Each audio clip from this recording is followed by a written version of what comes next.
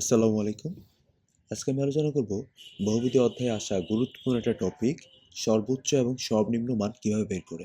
এবং তোমরা চাইলে আমাদের পেইড গ্রুপে যুক্ত হতে পারো।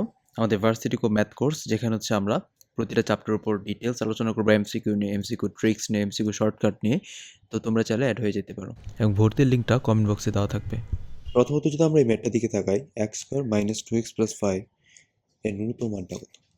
তো এটাকে আমি একটা যদি ফাংশন ধরি, তো এফ অফ এক্স এক্স লিখতে পারি x square minus two x plus five, তাই না? লঘুমান গুরুমান চ্যাপ্টারে লঘুমান বের করার বা গুরুমান বের করার নিয়মটা কি ছিল? একবার ডিডেক্স বের করতে হতো, তাই কি না?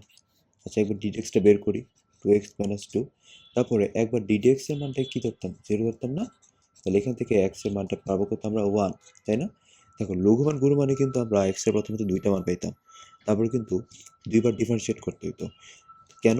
চেক করার জন্য। এখানে তো একটা মান পাইছি, আমার কি চেক করতে হবে? সেই জন্য আমার দুইবার ডিডেক্স করার কোনো প্রয়োজন নেই।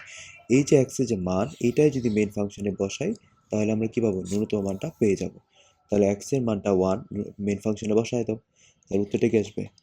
উত্তর আসবে হচ্ছে one square minus two into one plus five. তাহলে কি থাকে? One minus two plus five. তার উত্তর কত? উত্তর হচ্ছে ফোর। সেমভাবে আরেকটা মেথে আমরা যাব।